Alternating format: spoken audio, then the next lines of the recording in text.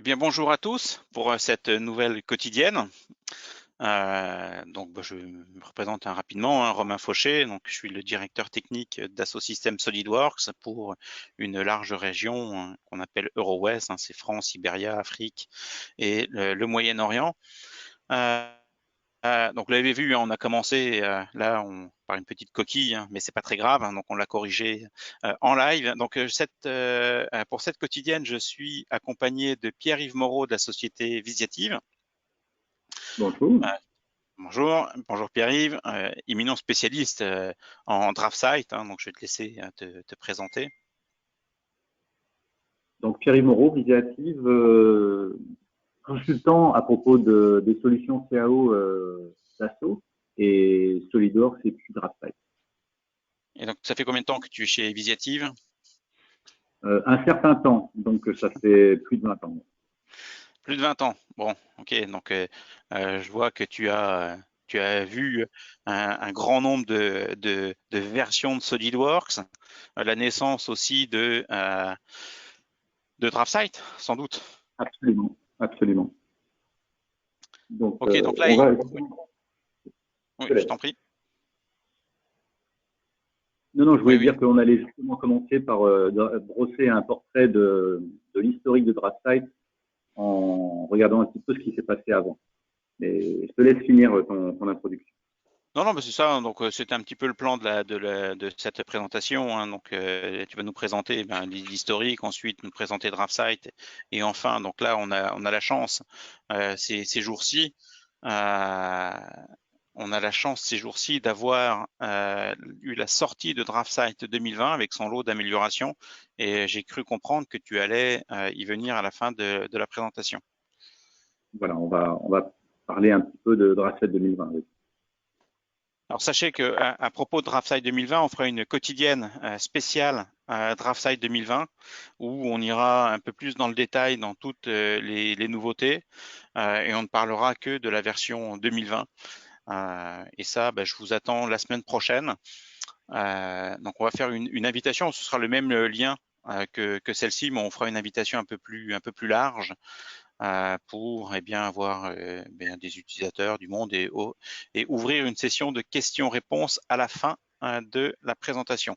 Donc ça, ce sera la semaine prochaine, sans doute mercredi. Donc pour l'heure, on va commencer. Il est 11h02, donc il y a un certain nombre de personnes déjà. On commence à avoir du monde. Donc je t'en prie, Pierre-Yves, si tu veux commencer la présentation, je te laisse la main. Très bien. Donc rebonjour à tous. Donc on va parler aujourd'hui de DraftSight. Et donc ce que je vous propose aujourd'hui, c'est de passer en revue un certain nombre de sujets. Donc on va commencer par un historique DraftSight, ça va permettre de positionner un petit peu les choses. Et ensuite, on va regarder un petit peu ce qui s'est passé au fur et à mesure dans les années. Donc les premiers points, ce sera ça, mais aussi quelques points sur les prérequis nécessaires pour installer DraftSight et l'utiliser correctement, les solutions d'installation, et puis quelques questions fréquentes sur des problèmes ou des mauvaises utilisations qui font penser qu'il y a des problèmes. Et puis après, on résumera par la liste des fonctions de DraftSight pour résumer un petit peu le contenu des modules de DraftSight, des packs. Alors, si on regarde un petit peu l'historique sur une ligne temporelle, on voit qu'au début de l'histoire, on a commencé chez Dassault avec un outil qui s'appelait DWG Editor, donc qui est sorti en 2005. Il était basé sur un outil qui s'appelait IntelliCAD. IntelliCAD, c'était ici, j'ai cliqué à côté, c'est là que je voulais cliquer. IntelliCAD, c'était un outil qui était des partenaires pour concurrencer AutoCAD qui ont créé un consortium qui a permis de créer des différents outils qui portaient des noms différents. Et donc, SolidWorks a créé DWG Editor à ce moment-là. Donc, DWG Editor, comme on voit l'interface, le menu, c'est un menu qui ressemblait à un AutoCAD des années 2000. Donc, puisque là, on était en 2005, on n'était pas loin de ce qui se faisait à ce moment-là dans AutoCAD. Avec la nouveauté qui était le fait de pouvoir lire et enregistrer n'importe quelle version d'AutoCAD. En 2009, DWG Editor évolue et ils ont rajouté des fonctions qui permettait de lire des fichiers SolidWorks. Donc, on voit en haut à droite, ici, on a la possibilité de lire un fichier assemblage dans cet exemple et de créer des vues. Donc, on calcule les vues dans DWG Editor. On ne fait pas de mise en plan qui sont ensuite exportées de SolidWorks vers DWG Editor. On fait directement le calcul, on faisait directement le calcul des vues dans DWG Editor. Bon, manifestement, c'est quelque chose qui a moins d'intérêt que de faire une mise en plan SolidWorks et ensuite de l'exporter. Donc, maintenant, on le fait depuis SolidWorks. Je vais revenir ici sur mon diagramme. Et si j'avance d'un cran, en 2010, ils ont renommé le produit pour l'appeler SolidWorks 2D Editor. En 2011, DraftSight apparaît avec la première version qui était baptisée DraftSight V1 révision 1. Et c'est une première version qui était gratuite, totalement gratuite, avec une deuxième version qui était une version payante qui s'appelait Entreprise. Et c'était un outil qui était supporté pour Windows, Linux et Macintosh. Donc, l'interface ressemble à ce qu'on a sous les yeux en ce moment. Donc, on voit que l'interface par rapport à ce qu'on avait tout à l'heure était un petit peu plus moderne. On avait des menus un peu plus jolis, un peu plus fins, des boutons toujours, mais on avait des menus qui étaient déjà plus intéressants. Le support se passait via la communauté Swim ou bien pour les clients entreprises, donc les clients qui achetaient via un revendeur comme Viative, on avait le support par le revendeur. Et c'est toujours le cas pour les versions DraftSight actuellement. Pardon, ici, je voulais cliquer ici. Donc en 2015, on avance d'un cran, on a des fonctionnalités supplémentaires qui apparaissent au fur et à mesure des versions. Donc là, un point en version 2015 où on a des fonctions qu'on appelle de productivité, des outils de productivité. Donc le premier, c'est un outil qui permet de présenter les documents récents, un peu comme dans SolidWorks. On a des documents qui sont les plus fréquemment utilisés qui réapparaissent. Donc ça, c'est des raccourcis clavier qui permettent de faire afficher les documents. On double-clique sur le fichier et on ouvre le fichier. On a des menus avec des fonctions intelligentes du type ignorer les doubles. Donc dans des logiciels 2D comme AutoCAD ou comme DraftSight maintenant, on va avoir souvent tendance à dessiner 2 ou 3 fois superposer des traits ou des choses comme ça. Donc il y a des fonctions comme ignorer les doubles, ça veut dire qu'on va purger des traits qui sont en double. On va nettoyer les mises en plan. Donc c'est des choses qui sont toutes bêtes, mais quand on doit faire des hachurages ou des choses comme ça peut se poser problème si on a des doublements. Alors, je vais juste rajouter un petit… Oui. Pierre, je vais juste rajouter par rapport à ce que tu dis. Je sais que vous êtes un certain nombre à utiliser des formats DWG pour faire des implantations d'usines, des implantations d'ateliers. Et effectivement, la fonction que tu viens d'évoquer permet d'alléger énormément le format DWG, ce qui va avoir pour conséquence une plus grande fiabilité, une plus grande rapidité d'import dans SolidWorks. Quand vous voulez insérer du DWG, cette fonction est vraiment faite pour ça. Voilà, je te laisse la main. Non, mais pas de problème. Donc, ce que j'étais en train de dire, c'était qu'on avait aussi d'autres outils de productivité, comme ici des outils de cotation. Donc, ceux qui connaissent SolidWorks reconnaissent les menus. Donc, on a un menu qui permet de personnaliser les tolérances sur les cotations. Je ne vais pas passer en revue toutes les fonctions de DraftSight, mais c'est ici juste pour dire qu'on a des favoris éventuellement, qu'on a des réglages personnalisés faciles avec des petits boutons directement sous la souris.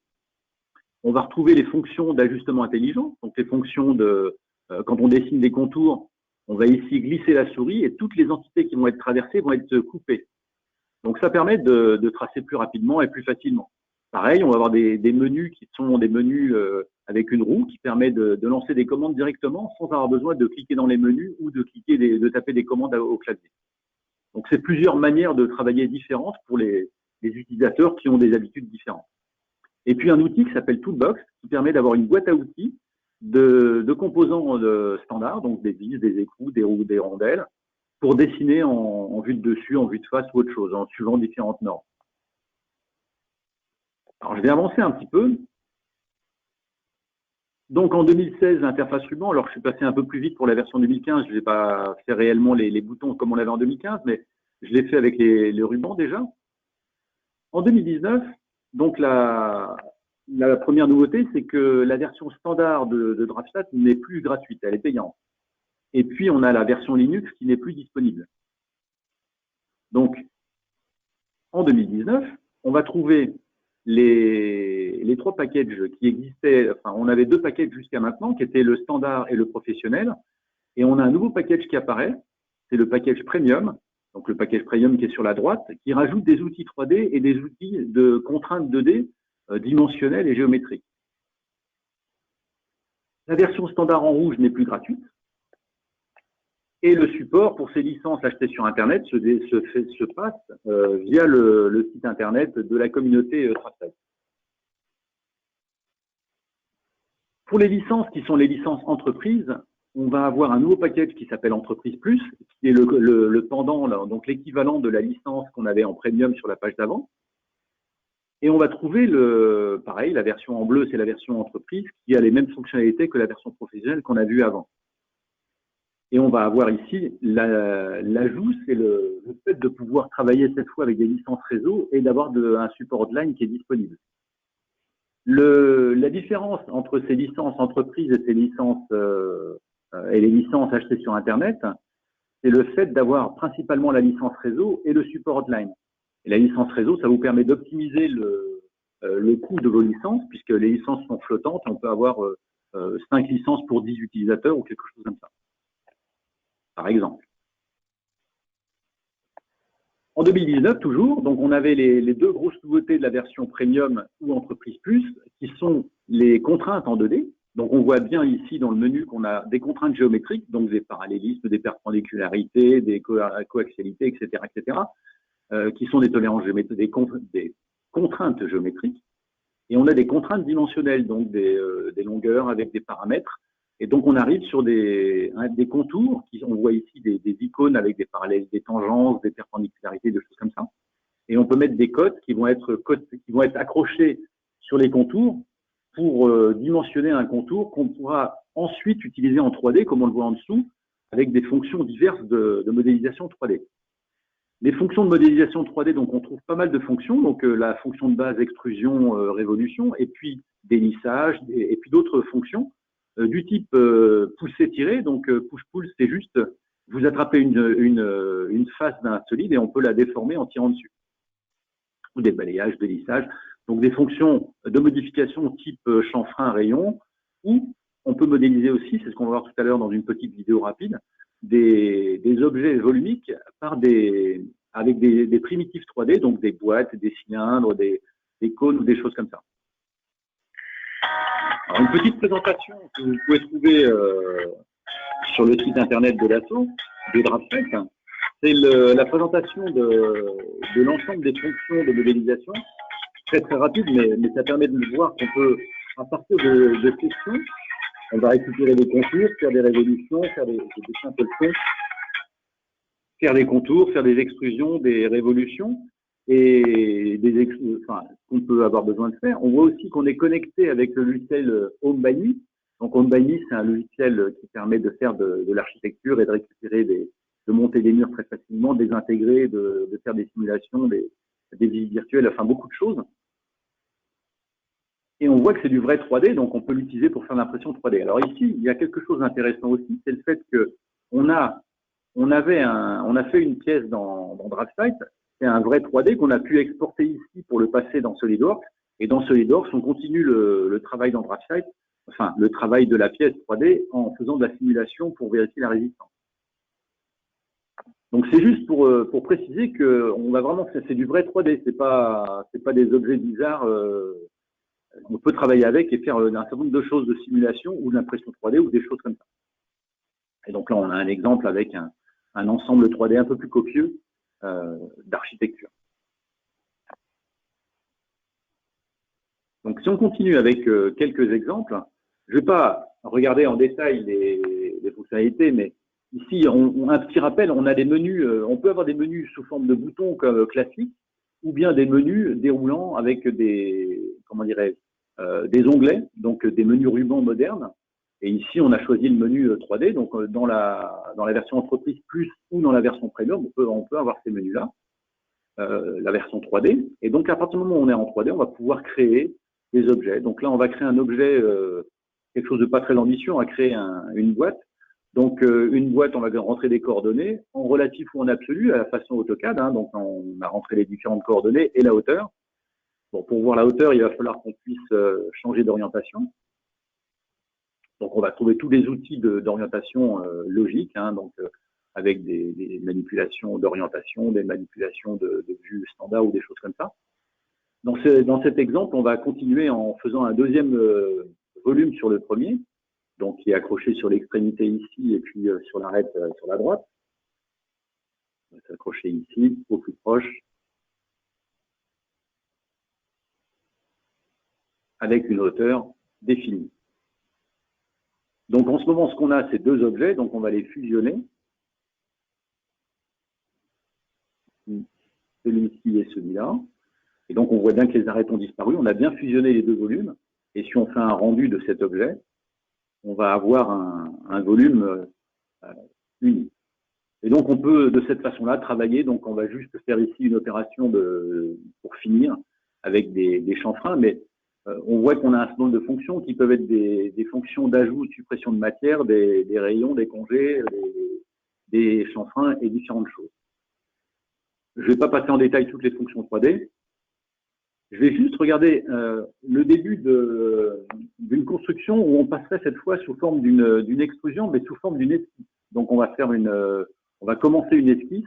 Je ne vais pas aller faire une esquisse complète, mais c'est juste ici voir le fait de dessiner cette fois en une esquisse uniquement et non plus une boîte comme j'ai fait tout à l'heure en direct. Donc on va dessiner un objet sous forme d'une esquisse. Cette esquisse, on va la dimensionner. Donc, on va mettre des paramètres dimensionnels cette fois. Alors, pour mettre des paramètres dimensionnels, on va aller sélectionner les entités suivant la fonction de cotation que vous aurez choisie, bien sûr. Hein. Donc, on voit ici aussi qu'on a sur les objets qu'on va coter, on va avoir des codes qui vont apparaître.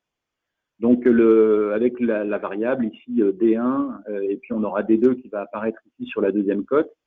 On peut avoir les paramètres qui s'affichent sur la partie droite de l'écran, dans le volet de tâches à droite.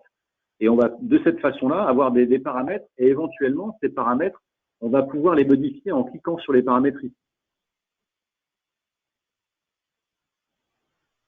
Je vais revenir sur mon diagramme temporel. Donc, en 2019, on en était là. En 2020, on a des fonctions qui apparaissent en plus. Alors, une demande récurrente des utilisateurs qui connaissaient AutoCAD, c'était les blocs dynamiques. Donc, le bloc dynamique, c'est un objet, c'est un bloc, un objet qui peut avoir plusieurs versions. Donc, la première chose qu'on voit ici, c'est le type de grille. Donc, on a des grilles avec des barreaux verticaux ou bien un croisillon sur la droite. Donc, c'est le même bloc, mais avec des options ici qui sont différentes. On peut avoir aussi des variantes de blocs dynamiques avec des modifications dimensionnelles. On voit ici que on va tirer sur le bord du bloc et on va avoir des lances verticales, des barreaux verticaux qui vont se rajouter en fonction des règles de modification qu'on aura intégrées dans le bloc. Donc, on peut créer des blocs dynamiques ou utiliser des blocs dynamiques qui viennent d'AutoCAD. Les blocs dynamiques, toujours, donc c'est pareil. Ici, on a un autre exemple, c'est une porte. Et cette porte, on a une porte avec des variantes de dimensions dans cet exemple. Ça pourrait être des variantes avec la porte ouverte ou la porte fermée. Une autre nouveauté, c'est le fait de pouvoir coter en automatique. Donc, on voit un exemple sur la gauche où on a des références. Donc, en rose et en bleu ici, c'est les références de la cotation. Donc, il a démarré toutes les cotes par rapport à ces deux références. Et on a la cote complète, la pièce complète qui est cotée. Pareil sur la droite. Alors, quand on fait de la cotation automatique, on n'a pas toujours des cotes qui apparaissent bien rangées. Donc, pour ça, il y a un outil qui va être possible d'utiliser aussi. C'est l'outil qui est réarranger les cotes. Donc, on va trouver l'outil réarranger les cotes dans les menus ruban ou bien dans les menus contextuels directement sous la souris. Donc, on sélectionne les cotes et on lui demande de les réarranger. Et on part de la disposition qu'on avait sur la gauche qui était un peu le bazar, qui va être bien rangé sur la droite en fonction des réglages que vous aurez dans votre document. Pareil, une fois que les codes sont bien rangés, on peut avoir envie de les resserrer un petit peu ou de les écarter un petit peu. Donc, on va pouvoir, en jouant sur la molette, ici, augmenter ou diminuer l'espacement entre les codes. on va pouvoir jouer sur la présentation. Donc la présentation ici, ça va être par exemple les flèches de notre cotation, de les changer avec des flèches pleines ou des flèches creuses, ou mettre un point. Souvent en architecture, on met des tirets ou des points pour matérialiser les cotes plutôt que de mettre des flèches. Autre fonctionnalité, la possibilité de déplacer une cote. On peut prendre un point d'attache d'une cote pour le déplacer sur une autre position et on va réattacher la cote différemment. Et à ce moment-là, on va avoir en plus le petit trou sur la cote qui va être repositionné correctement et recréé. Une autre fonction, c'est le fait de pouvoir récupérer des plans topographiques et de pouvoir les convertir en plans, des images qu'on va convertir en plans. Donc l'idée étant de pouvoir les monter en 3D ou bien d'avoir des lignes, des contours qu'on peut suivre. C'est pareil, on peut aussi récupérer des objets depuis les bibliothèques 3D, les sites internet comme 3D Content Central. Donc là, ici, on peut se connecter sur 3D Content Central et récupérer directement des blocs 2D d'un objet. On va pouvoir aussi se connecter à la plateforme 3D Experience de Dassault pour aller récupérer et travailler collaborativement avec des partenaires.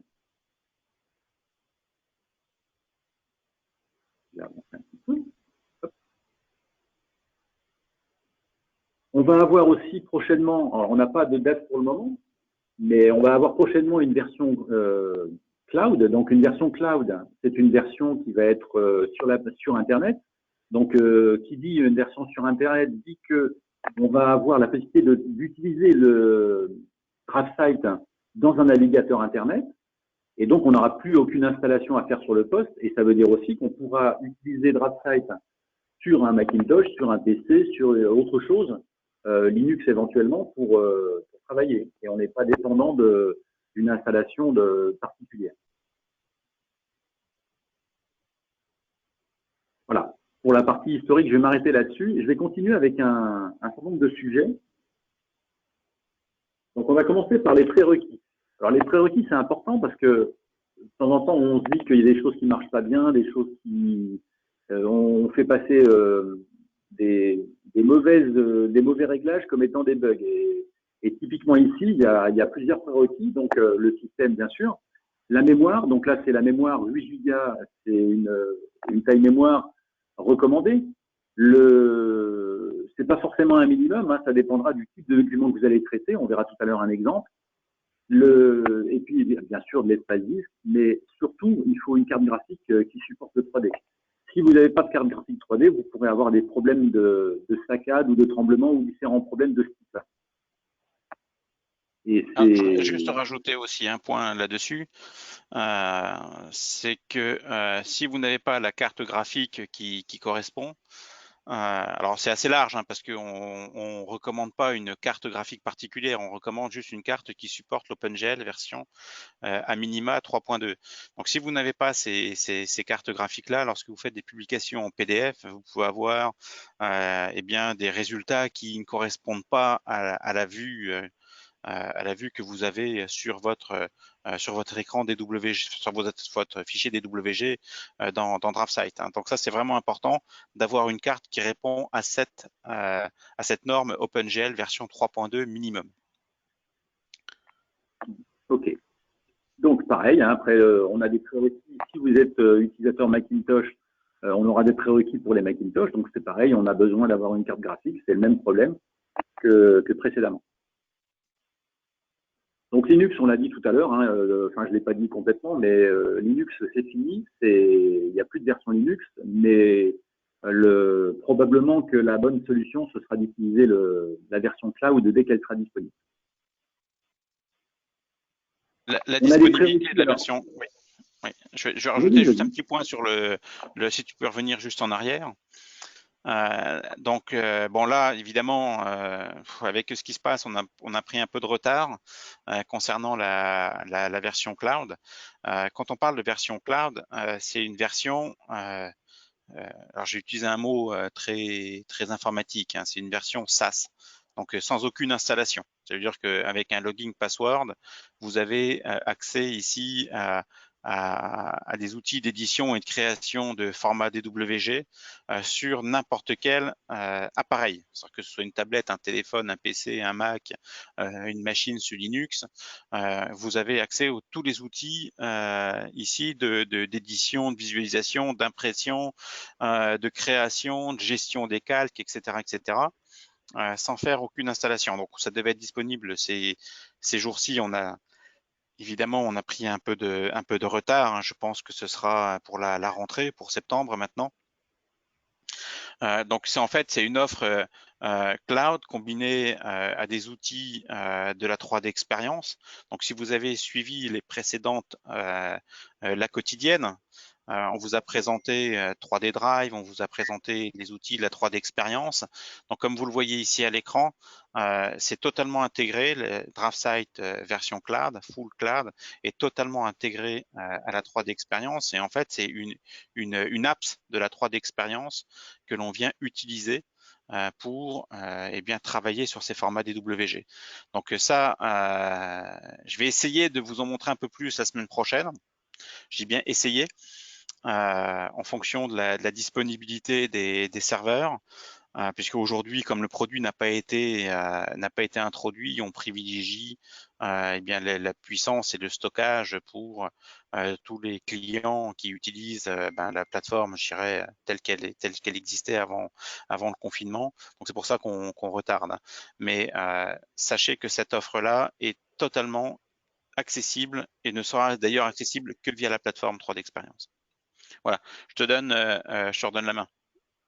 Ok. Donc, pareil, on a dit tout à l'heure que les licences entreprises ou entreprises plus permettent de travailler avec des licences réseau. Donc, les licences réseau, il y a deux types de licences réseau, on va voir juste après. Il y a les licences réseau qui sont basées sur le serveur de licence SolidWorks ou bien le serveur de licence Dassault pour Katia, qui est encore voir sur la page d'après. Donc, pour le serveur de licence SolidWorks, si vous avez une version DraftSight 2020, il vous faut un serveur de licence 2020 ou 2019, enfin 2020, pardon. Si vous étiez en 2019, 2019 ou 2020. Donc, c'est une version il faut que le serveur de licence soit à la même version ou plus récent que la version DraftSight que vous avez. Et puis après, on peut installer le serveur de licence sur un peu n'importe quel type de serveur, et même éventuellement sur des machines virtuelles. Pour les serveurs Katia, par contre, on ne peut pas travailler sur des machines virtuelles. Et là, il faut qu'on ait un serveur de licence version X. Donc, je vous laisserai regarder si vous avez envie d'avoir plus de détails sur ces points-là. C'était des points qui étaient relativement importants, donc je le montre, mais on peut passer plus de temps si vous voulez. Pour l'installation, c'est pareil. Si j'installe une licence entreprise ou entreprise plus, il faut que j'installe le serveur de licence en premier. Donc, le serveur de licence, c'est ou bien le Dassault ou bien le SolidWorks. Dans le cas de l'installation et dans l'étape 2, c'est d'installer DraftSight. Donc, quand on installe DraftSight, si vous avez déjà installé, vous avez déjà vu ce menu-là. Donc, on a ou bien une licence flottante SNL Solid Network, ou bien Dassault Systèmes, ou bien on a un numéro de série pour les versions standard Pro Premium. Et dans ce cas-là, le numéro de série, vous rentrez votre numéro de série et vous faites suivant. Comme on le voit ici, hein, donc là, on a un numéro de série qui marche pas. Hein, je vous le dis tout de suite, c'est pas la peine d'essayer. Donc bon, je plaisante. Mais vous rentrez votre numéro de série, vous activez les licences et on a une licence qui est monoposte. Monoposte, sauf que la licence, elle est monoposte, mais vous pouvez quand même la désactiver et la réactiver. Donc, on peut éventuellement la désactiver d'un poste pour la mettre sur un autre. Alors, ça a des limites parce que c'est pas très souple et ça fait pas la même chose qu'une licence flottante. Et puis, si vous êtes à plusieurs à travailler à temps plein, ça marchera pas. La licence DraftSight qu'on a vu tout à l'heure avec mon serveur de licence 2020 permet de travailler avec une licence 2018 éventuellement. Si pour des raisons X, vous avez besoin d'un DraftSight 2018, ce qui peut arriver, vous pouvez l'installer et l'utiliser. Ou alors, c'est notre cas chez nous, on a besoin d'avoir des clients qui sont encore en version, enfin qui étaient encore, ça va être fini bientôt. Donc, on a besoin de travailler avec eux, avec des versions telles qu'ils les ont connues. Quand on installe, on peut aussi installer, si on a plus de quelques postes à installer, je sais pas, 10, 20, 30, on peut avoir besoin d'installer en automatique ou en large diffusion. Et donc, dans ce cas-là, on peut l'installer avec ou bien un assistant, comme on le voit sur la droite, ou bien en ligne de commande, en commande texte sur la gauche. Donc, de cette façon-là, on peut installer 50 postes en quelques heures, plutôt que de passer sur tous les postes, faire l'installation manuellement. Comme c'est le cas avec les licences qui sont les licences standard pro premium. Ça, c'est des options qui sont disponibles uniquement avec les licences entreprise et entreprise plus. Donc, un petit rappel, hein, si vous avez besoin de travailler dans différentes langues, il y a toutes les langues de SolidWorks qui sont supportées, plus quelques autres. Je voulais faire un petit tour sur quelques fonctions, quelques questions. Donc, on a des questions qui reviennent régulièrement. Donc, ça, c'est des questions qui sont apparues au niveau de la hotline. Typiquement, j'ai du SolidWorks dans l'entreprise et j'ai aussi du DraftSight. Je voudrais pouvoir mettre mon serveur de licence DraftSight pour avoir des licences flottantes sur mon serveur SolidWorks. Est-ce possible? Oui. Comment fais-je? Eh bien, il faut faire comme on le voit sur la première image sur la gauche ici.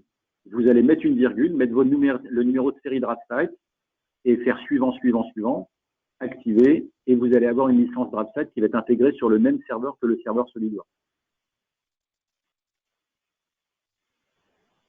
Quelques questions. Donc, on a eu aussi un point, c'était des gens qui se plaignaient d'avoir des déplacements de souris qui étaient saccadés.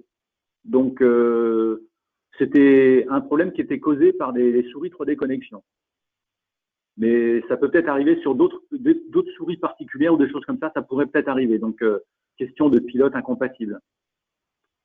On a des questions de temps en temps sur des clients qui nous disent, quand on travaille sur des gros dessins avec DraftSight, ça marche pas bien, ça saccade, ça travaille pas bien. Bon. Donc là, on a un document. Donc là, j'ai un exemple ici. Je vais commencer avec celui-là. On va commencer avec celui-là. Donc là, on a un exemple, c'est un assemblage.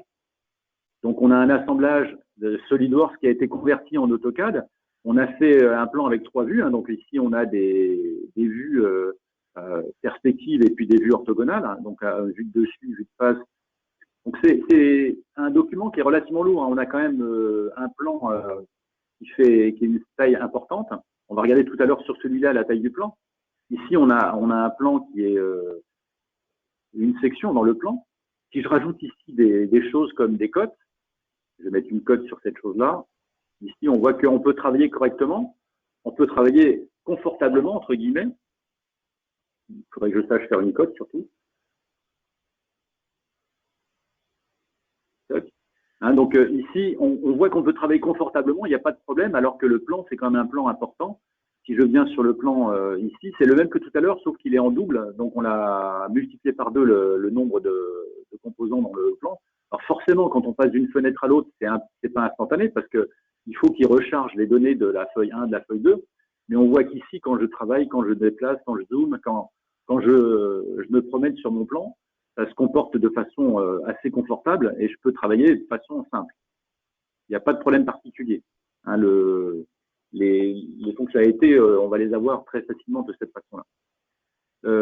Oui, c'est pas ça que je voulais montrer. Ce que je voulais montrer, c'était ici juste le fait de enregistrer sous. Donc le plan qu'on a à l'écran, c'est celui-ci, et ce plan ici, on voit que c'est un plan qui fait 180 mégaoctets. Donc c'est un plan qui est assez important. Dans un plan AutoCAD de 180 octets, c'est pas tous les jours qu'on en a. Même une implantation complète, c'est souvent 50 ou 100 mégas. Donc on voit que quand on respecte les prérequis, ça marche correctement.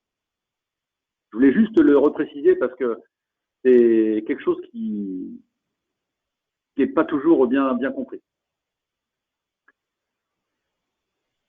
Si vous avez besoin de nettoyer votre installation, c'est possible. Il faut juste nettoyer tous les répertoires de travail pour pouvoir purger, entre guillemets, les points qui contiennent des informations sur DraftSight. Donc, il y a des points dans le registre de Windows et il y a des points dans le répertoire d'installation et des dossiers dans les programmes le dossier utilisateur dans Windows. Donc, l'utilisateur ici, c'est nom d'utilisateur. Et en récupérant ces informations-là, en nettoyant tout ça, vous repartez avec une installation totalement vierge. Et parfois, il y a des choses qui marchent pas bien et c'est dû souvent à d'anciennes versions de DraftSight qui traînaient sur le poste. On a un certain nombre de clients qui avaient des draft sites depuis plusieurs années, donc 2015, 16, 17, 18, 19, et qui disent maintenant il y a des choses qui marchent pas bien. Donc souvent en réinitialisant les options, ça repart tout à fait bien. Et je vais terminer avec juste une liste des fonctions de DraftSight 2019. J'ai pas fait la mise à jour de la liste des fonctions parce qu'elle n'est pas encore disponible avec les fonctions de 2020, mais là ici on a quelques fonctions. Donc on voit en rouge les fonctions de base de la fonction standard, de la version standard, qui permettent de dessiner toutes les fonctions de base comme des blocs, des sticks de code, des calques, des feuilles, tout ça c'est dans la version standard. On trouve ici des fonctions de productivité. On a vu tout à l'heure le supprimer les doublons pour éliminer les lignes en double, donc qui permet de l'alléger un plan et de supprimer un certain nombre de choses.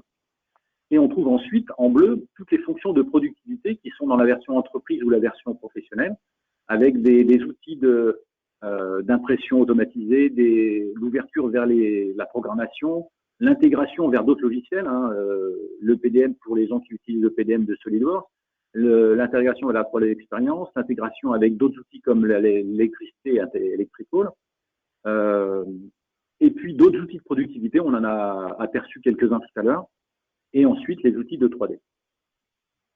Et on le voit ici sur la page suivante avec tout le détail de toutes les fonctions. Alors, je ne vais pas les passer toutes en vue, mais ce qu'on peut dire, c'est qu'en fait, toutes les fonctions de standard de dessin sont dans la version standard. On voit qu'avec la petite croix verte ici, on a quelques fonctions qui sont apparues en 2019 qui ont été déplacées de la version professionnelle vers la version standard, comme ici retirer les doublons. On va trouver ensuite dans la version professionnelle ou entreprise, et toutes les versions supérieures bien sûr, des outils de productivité comme la toolbox, comme les ressources de conception, comme l'impression en différé. Batch printing, c'est je lance l'impression d'un plan, donc typiquement le plan qu'on a vu tout à l'heure, il ne prendra pas 2 secondes à s'imprimer. Et donc ce plan-là, si je dois l'imprimer, j'ai pas envie de bloquer mon poste. Donc je vais lancer l'impression, il va lancer le traitement, et je vais pouvoir continuer à travailler sur mon poste. Comparaison de mise en plan, etc. On va trouver d'autres fonctions du type calcul des propriétés, etc., etc. Donc, je ne vais pas passer en revue toutes les fonctions. Les outils 3D, qui sont dans la version Premium et Entreprise, c'est ce qu'on a vu tout à l'heure. Les intégrations avec d'autres outils, donc Home by Me, 3D Experience, et puis Electrical. Et puis même éventuellement, on a un outil ici qui permet de récupérer un PDF pour le convertir en DWG. Alors, comme c'est écrit en dessous avec les 3 petites étoiles, c'est un outil qui est complémentaire qu'il faut acheter séparément. C'est un complément, un petit logiciel en plus qu'on rajoutera à DraftSight pour pouvoir récupérer les PDF et les convertir. Et on l'a vu tout à l'heure, on avait l'interface de programmation, les API qui sont disponibles dans DraftSight en version professionnelle, premium ou entreprise. Et surtout, les outils entreprise plus, c'est les licences réseau et puis l'installation en volume de postes. Donc, si vous avez 200 postes à installer, il n'y a pas le choix. Ça ne va pas être simple de le faire un par un. Et puis, bien sûr, la hotline qui est quelque chose d'important. Je vais m'arrêter là-dessus sur cette présentation. Donc, Romain, je te repasse la main. Excusez-moi, j'avais coupé mon micro pour pas gêner. Oui, donc alors on a quelques questions.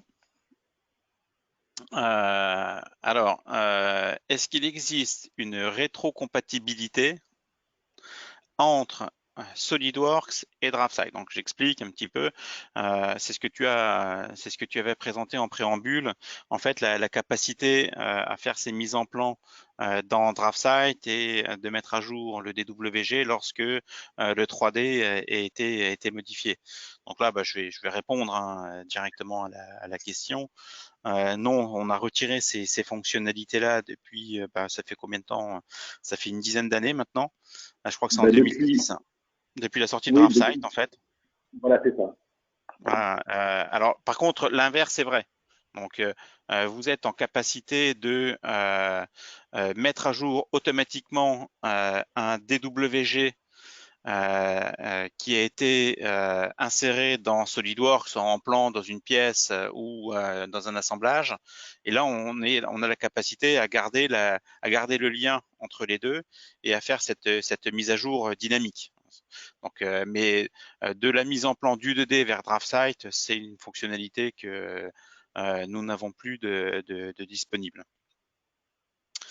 Oui, bon, après, c'est plus une remarque hein, qu'une question. Hein, c'est la version DraftSight. Ah oui, alors attendez, je vais revenir à la question. Oui, c'est un petit peu comme 3D Interconnect. Effectivement, cette fonctionnalité-là. Alors, je vais vous montrer, puisque si j'arrive à basculer sur mon écran, je vais vous montrer comment activer cette fonctionnalité-là. Alors, c'est un petit peu du live et je ne sais pas si j'ai la capacité de montrer mon écran. Ah ben voilà, donc il y a quelqu'un qui me donne la main. Donc, c'est bien affiché. Je ne sais pas si vous voyez mon écran du coup maintenant. Oui. Est-ce que vous voyez mon écran avec alors qu'est-ce que vous voyez de mon Oui, écran? oui, oui. Je ne sais pas ce que vous voyez donc alors Ben, on voit tout. partager public. Vous voyez tout. Ok. Alors attendez voir. C'est pas forcément ce que je voulais faire. Alors. Voilà. Est-ce que ça fonctionne? Arrêtez d'afficher mon écran. Afficher mon écran. Alors comment ça fonctionne?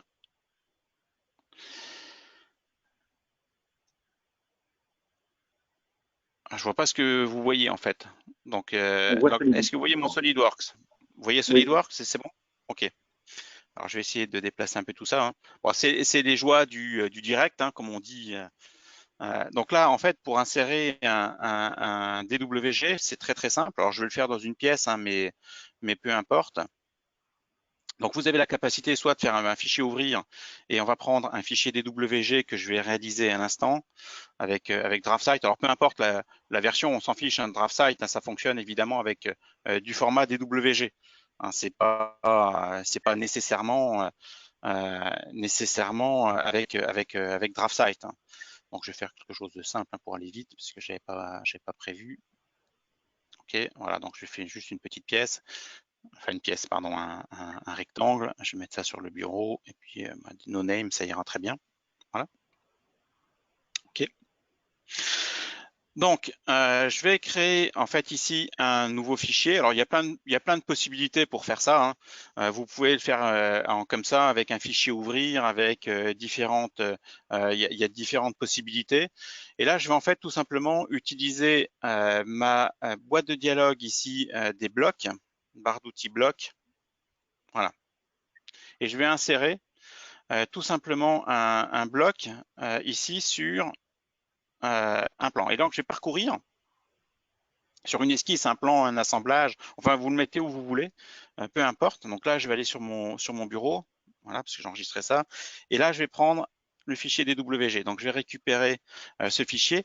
Et vous avez cette option ici, créer une référence externe au fichier. Là, il faut la cocher, vous l'ouvrez, et vous allez récupérer ici, eh bien, le bloc. Alors vous voyez aussi en même temps ici, vous avez lié au fichier, c'est exactement la même chose. Alors je vais le positionner pas n'importe où hein, dans mon dessin. Voilà. Et là, ce qui va se passer, c'est qu'à chaque fois que je vais modifier mon dessin, alors là, je vais faire une modification. Alors je peux tout simplement modifier, rajouter, enfin faire ce que vous voulez. Hein. Donc là, je vais faire un trait, peu importe. Voilà, ok. Donc je l'enregistre.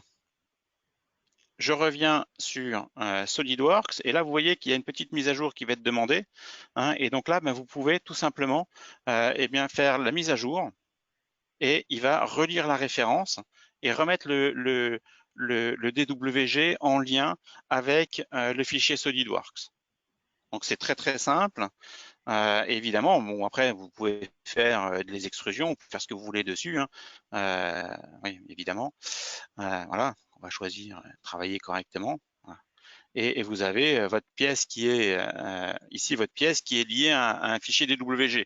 Alors d'où l'intérêt d'avoir lorsque vous voulez faire des implantations et que le plan d'implantation, le plan du bâtiment a été généré dans un DWG, vous pouvez évidemment ici mettre ce DWG en fond de plan, et c'est tout l'intérêt d'avoir nettoyé les entités en double pour avoir le minimum d'entités gérées dans SolidWorks. Ça va énormément améliorer les performances lorsque vous êtes comme ça avec un fichier DWG en fond de plan. Alors, je vais revenir sur les questions. Alors, est-ce qu'il y a un viewer gratuit de DraftSight? Alors, on ne va pas vraiment parler de viewer gratuit DraftSight. Vous avez tout simplement HydroWing. HydroWing qui est gratuit, qui vous permet de voir les fichiers DWG. Si vous travaillez sur… Comment? Et pas que. Et pas que, exactement. Donc, vous avez aussi dans notre gamme de produits, si vous êtes sur la 3D Experience, vous avez le viewer gratuit 3D Play, qui est un viewer sans installation, qui vous permet de visualiser nativement les fichiers DWG. Une autre question qui n'a strictement rien à voir. Alors, on revient sur une quotidienne et je vous remercie pour en fait ce suivi. Dans la quotidienne de vendredi sur la gestion des gros ensembles, je vous ai dit dans SolidWorks, ici au niveau des options, que on pouvait, au niveau de la performance, ici, performance graphique améliorée nécessite le redémarrage de SolidWorks, cocher cette option. Alors, en fait, cette option, effectivement, elle est pas sélectionnée par défaut, puisque on a, en fonction de votre carte graphique, différents résultats qui sont pas forcément toujours ceux que l'on pourrait attendre. Donc c'est pour ça qu'on peut l'activer, désactiver. Donc là, si chez vous vous obtenez un fonctionnement qui n'est pas satisfaisant, là je vous encourage à le décocher. Ou à mettre à jour votre driver graphique. Mais bon, en théorie, ça fonctionne avec un éventail de cartes assez important, de cartes graphiques assez important. Donc là, regardez les prérequis avec le SolidWorks RX. Si vous avez suivi, donc je vous rappelle, ici vous tapez SolidWorks RX dans les programmes installés. Et vous allez regarder si votre carte graphique est à jour dans l'onglet diagnostic, si le driver est à jour, si le driver est compatible. Et à ce niveau-là, vous avez aussi un certain nombre de conseils concernant les affichages. Alors, pour DraftSight, existe-t-il la licence online? Non, malheureusement, pas encore. On y travaille. On y travaille. Comme aujourd'hui, DraftSight, alors si vous avez un DraftSight version standard ou professionnelle, donc pardon, excusez-moi, cette licence est en fait un numéro de série. Donc là, ce que je vous encouragerais, c'est la désactiver et la réactiver pour travailler voilà, sur un autre PC. Donc c'est des choses qu'on autorise pendant ces périodes de confinement. Si vous utilisez un DraftSight Enterprise ou Enterprise Plus, ici, ce qu'il va falloir faire, c'est emprunter la licence. Alors pour emprunter la licence, je vais remontrer comment on fait. Solid Networks. Alors ici, vous allez sur le Solid Networks License Manager. Donc Solid Networks License Manager de SolidWorks. Donc c'est installé sur vos PC. Donc que ce soit pour SolidWorks, pour un peu tous les logiciels qui fonctionnent en mode réseau. Et vous avez ici la capacité, donc ici à prendre DraftSight Enterprise Plus en fonction des versions que vous avez, et d'emprunter la licence jusqu'à 30 jours. Donc c'est la limite qui est possible. Donc là, vous choisissez une date, on va marquer le 30, vous faites emprunter ici sur le petit bouton qui est là. Hop, ouais, ok, la dernière date disponible. Ah pardon, excusez-moi, oui, il faut que je fasse, que je respecte. Donc, ok, emprunter.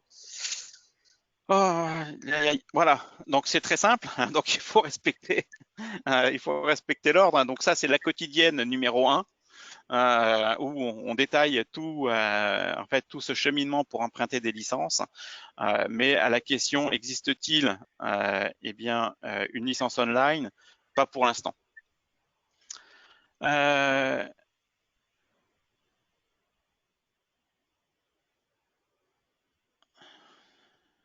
ok, donc en ce qui concerne les pilotes graphiques, ouais, on a fait un petit peu, on a changé un petit peu. Effectivement, vous avez raison. Donc c'est un petit peu différent de ce qu'il y avait avant. Euh, alors, je regarde, existe-t-il donc le driver, pardon, excusez-moi, le viewer. Donc là, je répète, hein, donc vous avez HydroWing et 3D Play dans la plateforme.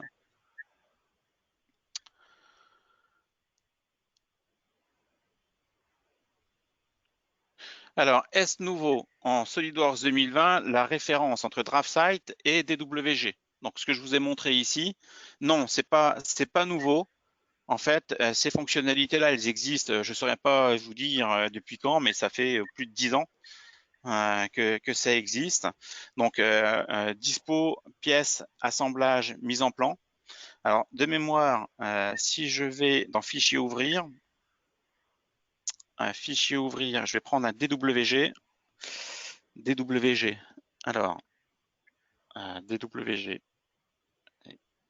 il est où? DWG.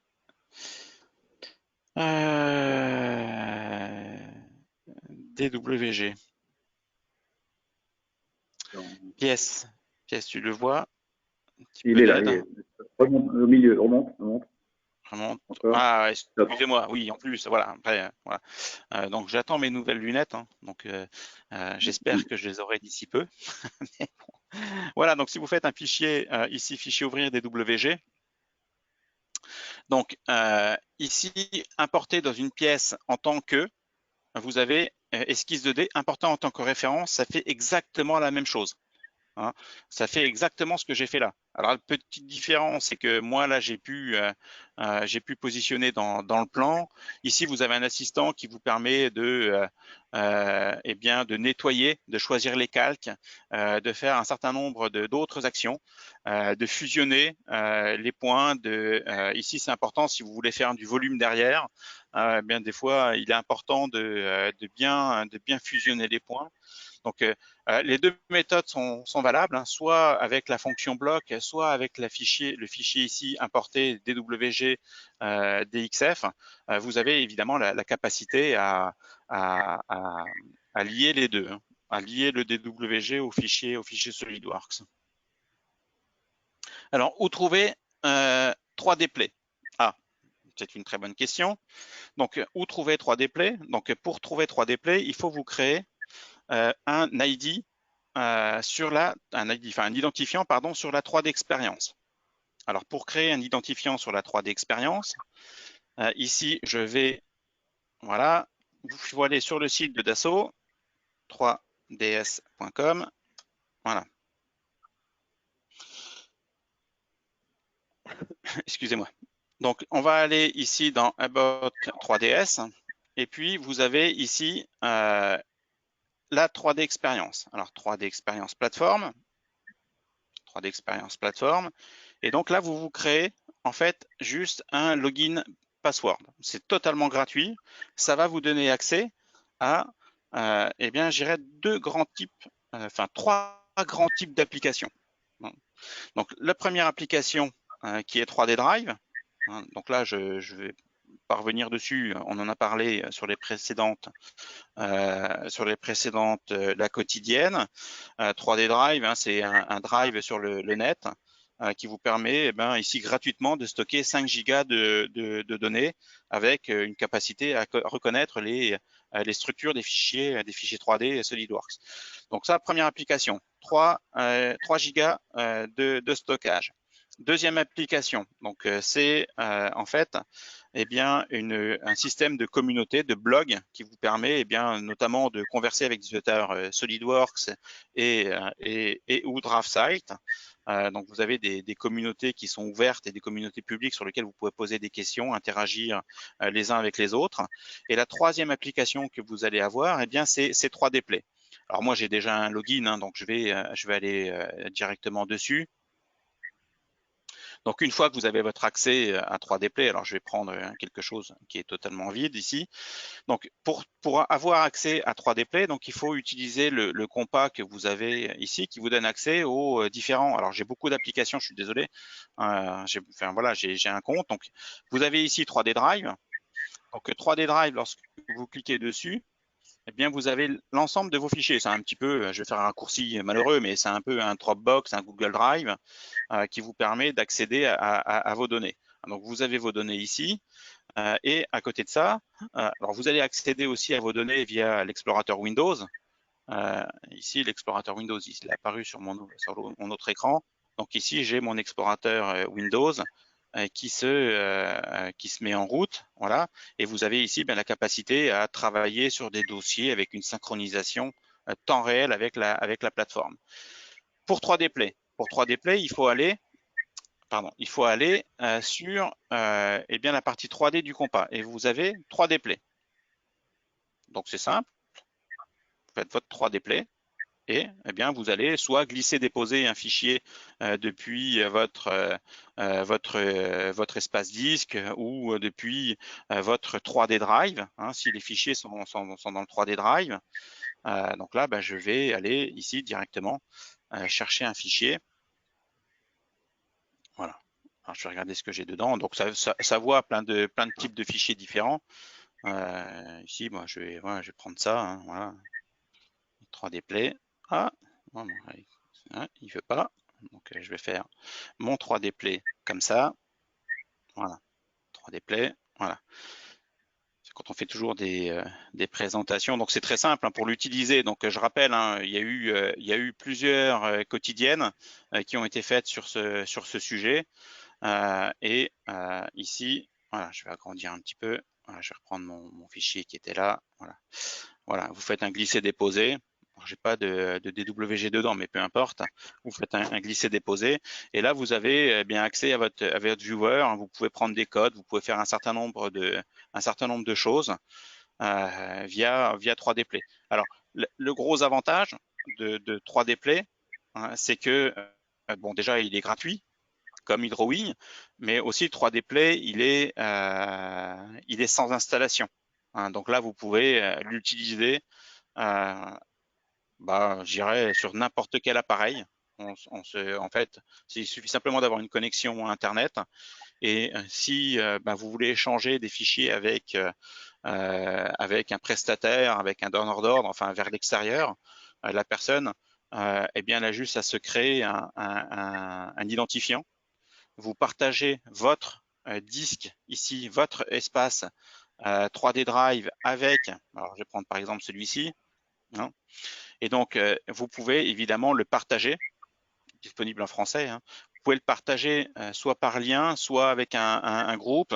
Je rappelle hein, un petit peu comment ça fonctionne. Donc là, vous trouvez CanView. Alors, est-ce que je vais te trouver, Pierre-Yves? Je ne sais pas. Avec un stylet, peut-être. Ouais.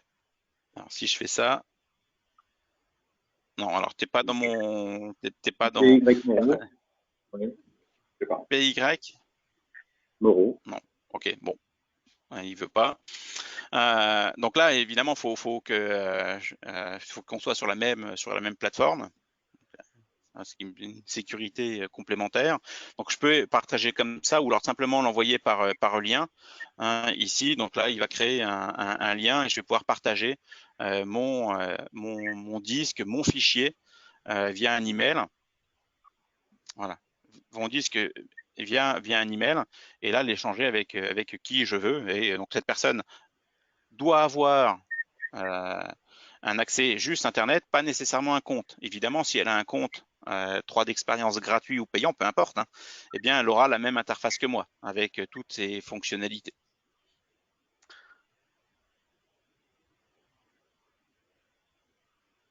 Alors, une version gratuite de DraftSight.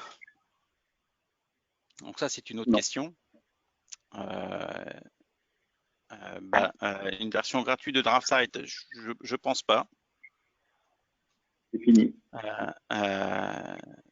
Effectivement, donc là, alors sur la version cloud, voilà, ce qui a été annoncé au 3D Experience World il y a quelques semaines de cela, c'est que eh bien, il y aurait une application, l'application DraftSight en mode de viewer serait une application gratuite. Donc, elle permettrait eh bien, d'avoir accès à différents outils en plus de 3D Drive, en plus de 3D Play, d'avoir accès au calque, accès à un certain nombre de fonctionnalités de visualisation, mais pas de fonctionnalités d'édition. Donc ça, ce sera gratuit, mais pour l'instant, pour le reste, je ne saurais pas vous dire, je n'ai pas d'informations là-dessus. Voilà, ben, il va être midi, ben, il est midi, donc on va s'arrêter là pour aujourd'hui. Je te remercie pour eh bien ton aide et ta collaboration, Pierre-Yves. Merci à vous tous. Demain, nous allons voir eh bien, PDM, donc SolidWorks PDM.